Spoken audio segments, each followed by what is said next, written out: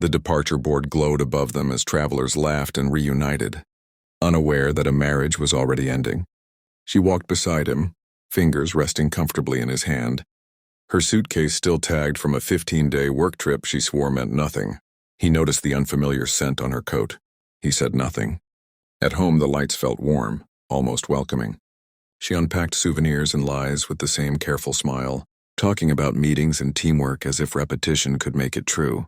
He listened calmly, not because he believed her, but because the truth had already settled. Later, when the house grew quiet, he asked one question.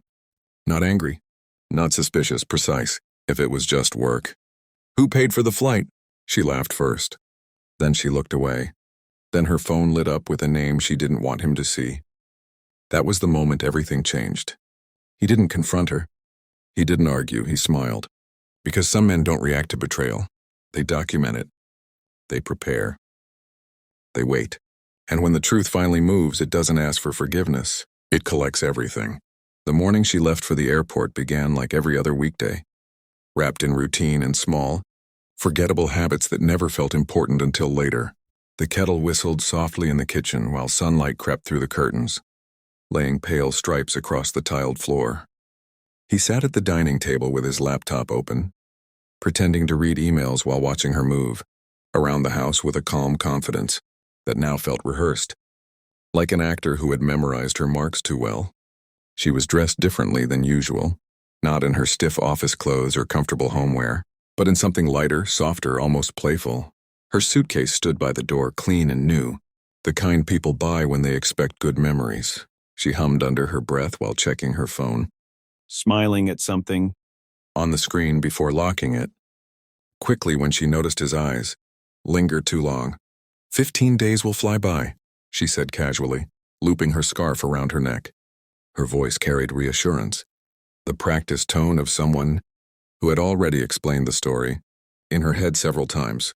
It's just meetings, workshops, team bonding. You know how these corporate trips are. He nodded, because nodding was easier than asking questions that might turn the morning heavy. They had been married long, enough to understand the silent agreement of peace over curiosity. Still, something tugged gently at his thoughts, not loud enough to be suspicion, but persistent enough to make him watch her more closely. She kissed his cheek, a quick brush of lips, warm but distracted, already halfway gone. When she pulled back, her eyes avoided his, sliding instead toward the door, toward the future waiting outside the house. I'll call you when I land, she said, lifting the suitcase handle. Safe flight, he replied. The door closed behind her with a soft click, final and ordinary, the kind of sound that never announces how much it will later echo in your memory. The house felt different immediately, as if her absence had rearranged the air. He stood there for a moment, listening to the silence, then returned to his laptop, trying to convince himself that nothing had changed. People traveled for work all the time. Trust was not supposed to feel this heavy. The first 3 days passed smoothly. She called once or twice a day, usually in the evenings, her voice bright, full of stories about long meetings, hotel food, and colleagues she mentioned by first name only. She laughed more than usual, the kind of laugh that made him smile even through the phone, though he noticed she always ended the calls quickly, claiming exhaustion or early mornings. By the 4th day, the calls became shorter. By the 5th, they became messages instead. By the 6th, the replies came hours late, sometimes not at all. He told himself she was busy. On the 7th day, while clearing emails, he noticed a charge notification on their shared bank account. It was small, almost insignificant but unfamiliar, an airport lounge, not the one in the city she claimed she was visiting. He stared at the screen longer than necessary, his mind trying to arrange logic around the discomfort rising quietly in his chest. Maybe a layover, maybe a system error, maybe nothing. That night she didn't call. On the 9th day, a photo appeared on her social media story, for less than 10 minutes before disappearing. It showed a beach at sunset, glasses clinking in the foreground. 2 shadows stretched long on the sand. Only one shadow was clearly hers. The other was broader, taller, unmistakably male. His heart did not race. Instead, it slowed, settling into a cold, steady rhythm that made everything feel sharper. He took a screenshot before the story vanished, his fingers steady in a way that surprised him. He didn't message her about it. On the 11th day, He finally allowed himself to say the words he had been avoiding.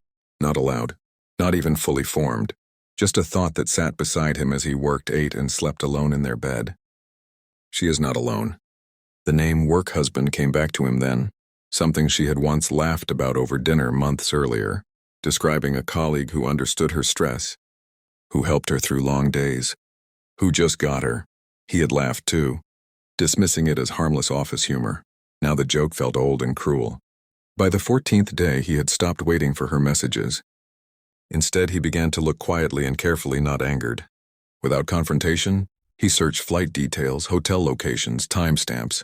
Every discovery was small, almost polite. But together they formed a picture too clear to deny. On the morning of the 15th day, he received a message from her. "Landing today. Can't wait to see you." He stared at the screen and smiled. He arrived at the airport early, not because he was eager, but because waiting at home felt like sitting inside a lie that had already started to rot. The terminal was busy with the usual controlled chaos of arrivals. Rolling suitcases, tired faces, and forced smiles that belonged to people pretending reunions could erase distance. He stood near the railing, hands in his pockets, eyes steady, scanning the crowd with a patience that surprised even him.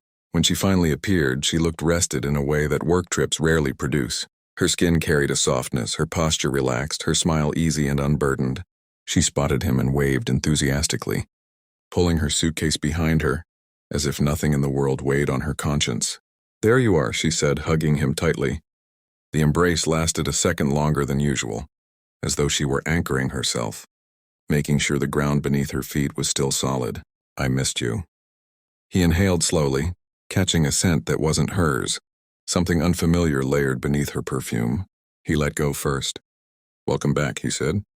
The drive home passed in gentle conversation. She talked freely, filling the space with stories about meetings, seminars, and team dinners, her words flowing easily, almost too easily as if rehearsed. He responded at the right moments, nodding, smiling, offering short acknowledgments without steering the conversation anywhere new. The city moved past the windows, traffic lights blinking red and green like a quiet countdown. At home, she unpacked with casual efficiency, placing clothes in the laundry basket, lining up souvenirs on the dresser. A small seashell rolled across the surface and stopped near his hand. He picked it up, turning it slowly between his fingers. "I didn't know the conference was near the ocean," he said calmly. She paused for half a second, barely noticeable, but enough. We had some free time one evening. The hotel was closer than I thought." He nodded and placed the shell back where it had been. That evening he cooked dinner. Her favorite meal. She watched him from the kitchen doorway, leaning against the frame, her expression soft, almost grateful. They ate together, exchanging light conversation, laughter appearing at the right moments, as if they were performing normalcy for an invisible audience. After dinner, they sat on the couch. The television played quietly in the background, a noise neither of them was listening to. She curled her legs beneath her, resting her head briefly on his shoulder, a familiar gesture that once brought comfort, but now felt deliberate. He waited.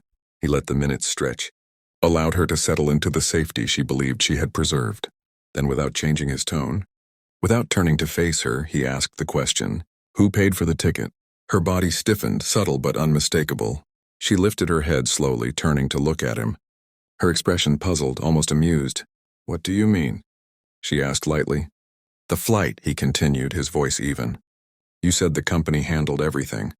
I just want to understand the expense report." She laughed softly, the sound a little too sharp. "Why are you asking this now?"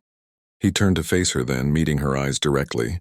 Not with accusation, not with anger, but with something far more unsettling. Calm certainty. "I saw the receipt," he said. It wasn't corporate. The air between them changed instantly. Her smile faltered, then disappeared. She opened her mouth, closed it, and exhaled slowly as though buying time. "Well, there was a mix-up," she said. "You know how these things happen. I paid first, they'll reimburse me later." He nodded once, as if considering her explanation. "That would make sense," he said, "if the card used wasn't personal. But it wasn't yours." Her eyes widened slightly before she masked it. "What are you implying?" "I'm not implying anything," he replied gently. "I'm asking a simple question. If it was just work, why didn't the company pay? And if it wasn't the company, Who did? Silence settled heavily between them. The television continued playing, oblivious, a laugh track spilling into the room at the worst possible moment. She stood up abruptly, pacing toward the window, crossing her arms. "You're overthinking this," she said. "I've been tired, busy, and now I come home to an interrogation?" He remained seated, watching her reflection in the glass. "I didn't interrogate," he said. "I asked one question." She turned back to him, frustration rising. "Why now? Why not before the trip? Why not trust me?" "I did trust you," he replied. "That's why I waited until you came back." Her breath caught slightly. She looked away, then back again, her defenses crumbling in small, visible ways. Her phone buzzed on the table between them. She glanced at it instinctively before stopping herself. He noticed. "Is that him?" he asked quietly. She froze. The silence stretched longer this time, thick and undeniable. When she finally spoke, her voice was lower, stripped of its confidence. "You're imagining things," she said, but the words lacked weight. He stood up then, not aggressively, not hurried, simply rising to his feet as if concluding a conversation. "Go get some rest," he said. "You've had a long trip." She searched his face for something familiar, something reassuring, but found only distance. As she walked toward the bedroom, her steps slowed, uncertainty creeping in. Left alone in the living room, he picked up her phone. He didn't unlock it. He didn't need to. The name flashing on the screen told him everything. He did not follow her into the bedroom. He did not demand explanations, raise his voice, or ask her to stay. Instead, he remained in the living room, standing exactly where he was, listening to the quiet sounds of drawers opening and closing, the soft rustle of clothes being moved from one place to another. Each sound confirmed what he already knew. She was unsettled, trying to ground herself in familiar routines, unaware that the ground beneath her had already shifted. When the bedroom door finally closed, he exhaled slowly and picked up his jacket from the chair. Outside, the night air was cool and clear, the kind that sharpens thought and steadies emotion. He walked without urgency, letting the streets guide him, passing closed shops and dim streetlights that cast long shadows across the pavement.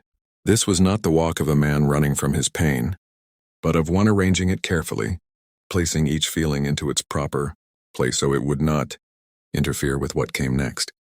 By the time he returned home, she was asleep. He could tell by the rhythm of her breathing and the stillness of her body beneath the covers.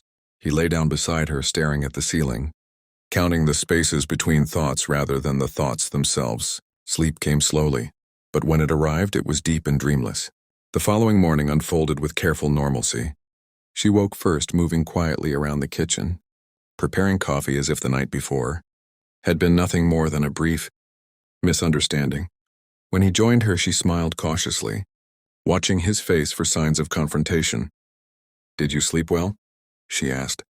"Well enough," he replied. They spoke about mundane things, household errands, emails waiting to be answered, the kind of conversation that fills space without touching truth. She left for work with a kiss on his cheek that lingered just a moment longer than usual, as though she were testing whether affection could still anchor her. As soon as the door closed, his expression changed. Not into anger, but into focus. He sat at the dining table and opened his laptop, logging into accounts he had not checked in months, shared finances, insurance policies, property documents. He moved slowly, deliberately, reading every line, noting every detail. There was no rush. Precision mattered more than speed. He noticed things he had overlooked before. A secondary credit card issued in her name but paid by another account. A change in beneficiary on a workplace policy. Frequent calendar entries marked vaguely as team sync or offsite review, all scheduled late in the evening. Each discovery added weight, not shock. The shock had already passed. What remained was clarity. He contacted a lawyer that afternoon, choosing someone recommended for discretion rather than aggression. The consultation was brief and factual. He explained the situation without emotion, answering questions calmly, listening carefully to advice. The lawyer did not ask why he seemed so composed. Experience had likely taught him that betrayal often sharpens the mind instead of clouding it. Next, he reached out to a private investigator, not because he needed confirmation, but because proof carried power, and power required documentation. They agreed on terms, timelines, and boundaries. Everything would be done quietly, Days passed, each one layered over the last with routine and restraint. At home, he remained attentive but distant, kind without warmth. She noticed, of course. She tried to bridge the gap with laughter, shared meals, casual touches, but something in him no longer responded the way it once had. The space between them grew, subtle but undeniable. Her phone buzzed often. She stepped outside to answer calls. She guarded her screen more carefully now, her movements slightly tighter, her eyes more watchful. At night she slept lightly, waking at small sounds as if expecting a question she could not prepare for. Meanwhile, information began to arrive. Photos taken discreetly outside a restaurant, a hotel check-in record with 2 names, flight details matching dates she had insisted were work obligations, messages archived and time-stamped. The investigator delivered everything methodically, each piece labeled, organized, irrefutable. He reviewed the evidence alone late at night, sitting at the same table where they had once planned vacations and discussed future dreams. He felt no satisfaction, no triumph. Only a quiet resolve settling deeper into his bones. He thought about confronting her then, laying the evidence out and watching her explain what could no longer be denied. But he dismissed the idea quickly. Confrontation would offer her something he was no longer willing to give: control of the narrative. Instead, he began arranging the exposure. He requested copies of company policies regarding workplace relationships. He scheduled meetings under the guise of routine financial planning. He drafted emails and saved them without sending, refining language until every word served a purpose. At home, she grew increasingly uneasy. She asked if something was wrong. He told her work was stressful. She suggested a weekend getaway to reconnect. He smiled and said they would plan something soon. One evening, she sat across from him at dinner, studying his face with growing concern. "You feel far away," she said. "I've just been thinking," he replied. "About what?" "Consequences," he said, meeting her eyes steadily. She swallowed, nodding as if she understood, though fear flickered briefly across her expression. That night as she slept, he finalized the last arrangement. He closed his laptop and stood by the window, watching the city lights glow against the dark sky. Everything was in motion now. She still believed the danger had passed. She had no idea it was only beginning. The first consequence arrived quietly, the way real disasters often do, without warning or spectacle. It came on a Tuesday morning, wrapped inside a polite email sent to her work address while she was sipping coffee at the kitchen counter, scrolling through her phone with the casual confidence of someone who believed the worst was already behind her. He watched her from across the room as her expression shifted. At first, confusion pulled her brows together. Then concern tightened her mouth. Finally, fear settled in her eyes, deep and unmistakable. She read the message again, slower this time, as if hoping the words would rearrange themselves into something less serious. "Everything okay?" he asked evenly. She looked up, startled, then forced a smile that didn't reach her eyes. "Yeah, just work stuff." But her hands trembled slightly as she set the phone down. She left the house in a rush that morning, forgetting her lunch, forgetting the casual goodbye. She had been careful to perform every day since her return. He waited until the door closed before opening his own inbox. The message he had scheduled days earlier had been delivered precisely on time, forwarded to the appropriate compliance officers with attachments that spoke more clearly than any accusation ever could. By noon, her calls began. The first went unanswered. The second rang until voicemail. By the third, her voice was tight with urgency. "Please call me," she said. "Something is wrong." He listened without reacting, then placed the phone face down on the table and continued working. At the office, the unraveling accelerated. Meetings were called abruptly. Doors closed. Voices lowered. The relationship she had been careful to keep, unofficial, was suddenly laid bare in black and white, supported by timestamps, receipts, and policies she had once skimmed without concern. Her work husband was pulled into a separate room, his confidence evaporating under the weight of scrutiny. The jokes they had shared, the late nights they had justified, all shrank into something smaller and uglier under fluorescent lights. By the time she returned home that evening, she looked like someone who had run a long distance only to realize there was nowhere left to go. Her eyes were red, her posture defensive, her movements sharp with panic. "What did you do?" she asked the moment she stepped inside. He closed his laptop slowly, deliberately, giving her his full attention. "I didn't do anything," he said. "I told the truth." Her voice rose despite her attempt to control it. "You sent those emails. You exposed us." "I provided documentation," he replied. "What people do with the truth is out of my hands." She paced the room, running her fingers through her hair, breathing hard. "You had no right." "I had every right," he said calmly. "You used shared resources. You lied. You involved our finances. You turned our marriage into a cover story." She stopped pacing and faced him. "It didn't mean anything," she said, desperation creeping into her voice. "It was just a connection. A mistake. A 15-day mistake," he replied. Her shoulders slumped slightly at that, as if the number itself carried more weight than the act. She sank onto the couch, burying her face in her hands. By the next morning, the damage had spread beyond her workplace. Mutual friends began reaching out, confused by rumors and half-truths circulating faster than she could contain them. Invitations were quietly withdrawn. Group chats went silent. The social circle that had once felt secure now felt brittle, unreliable. She tried to control the narrative, reaching out to people individually, offering explanations that softened the edges. But the evidence had already done its work. Sympathy was limited. Trust once broken did not reform easily. That afternoon she received another email. This one was brief, formal, final. Her position was under review pending investigation. She read it standing in the kitchen, her back to him, gripping the counter as if the house itself might tilt. She turned slowly. "You're destroying my life." He met her gaze without flinching. "I'm responding to what you built." Her phone buzzed again. This time she answered it. Her face tightened as she listened, nodding occasionally, murmuring reassurances that sounded hollow even to her. When she hung up, tears spilled freely. "They suspended him," she whispered. "He won't talk to me. He's blaming me." He said nothing. That night she slept on the couch. He heard her crying softly long after the lights went out, the sound threading through the darkness like a confession she was finally ready to make but had no audience left to hear. He lay awake not with guilt, but with the strange calm of someone who had finished a long, necessary task. There was no pleasure in her suffering, only a sense of inevitability. Choices had been made. Paths had been followed. Outcomes had arrived. In the early hours of the morning, she stood in the doorway of the bedroom, eyes swollen, voice barely steady. "How long?" she asked. "Have you known?" He sat up, looking at her fully now. "Long enough," he said. The answer broke something in her. She nodded slowly, as if accepting a truth she could no longer escape, and turned away. By dawn, the house felt empty in a way it never had before, even with both of them inside it. Morning arrived without ceremony.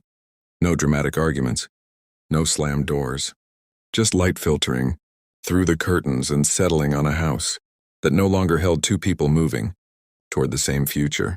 She woke on the couch, stiff and disoriented, the events of the previous days crashing back into her all at once. For a brief moment she considered pretending it had all been a nightmare, but the weight in her chest told her otherwise. He was already awake, dressed, seated at the dining table with a folder placed neatly in front of him. Steam rose from a cup of coffee beside his hand. The stillness of his posture unsettled her more than shouting ever could. "What is that?" she asked cautiously. "Information," he replied. "And options." She sat across from him slowly, bracing herself. The folder was not thick, but it felt heavy, simply existing between them. He opened it and slid a document forward. "Divorce papers." Her breath caught. "You planned this." "I prepared for it," he corrected.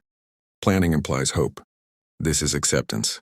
She looked down at the pages, her eyes scanning words she never imagined would be addressed to her. Terms were clear. Assets divided cleanly. No theatrics. No revenge clauses. Just finality. "You're not even angry," she said quietly. "I was," he answered. "Before the truth settled." She swallowed hard. "I made a mistake." He leaned back slightly.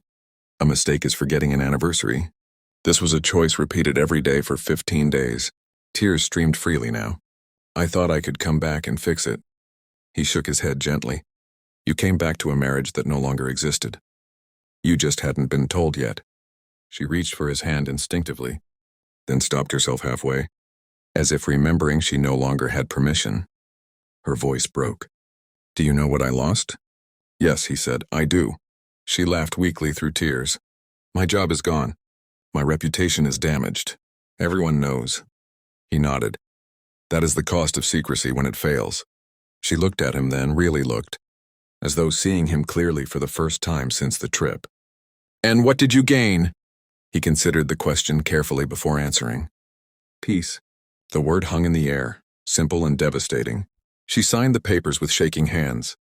Each stroke of the pen felt like an admission, not just of infidelity, but of the life she had dismantled in pursuit of something that now refused to even acknowledge her existence. When it was done, he stood and collected the documents, placing them back into the folder. You can stay here until you figure out your next step, he said. I'll be moving out. Her eyes widened. This is your house, too. I know, he replied. That's why I'm leaving it to you. She opened her mouth to argue, then closed it again, realizing there was nothing left to negotiate. As he packed his essentials, she followed him from room to room, memories clinging to every corner. The couch where they had laughed, the kitchen where they had planned holidays, the bedroom where trust had once lived quietly between them. At the door he paused. She stood behind him, hands clasped, desperate for one final moment that might soften the ending. I never meant to hurt you, she said. He turned, meeting her eyes with a gentleness that made the truth sharper. Intent doesn't erase impact. He picked up his bag and stepped outside.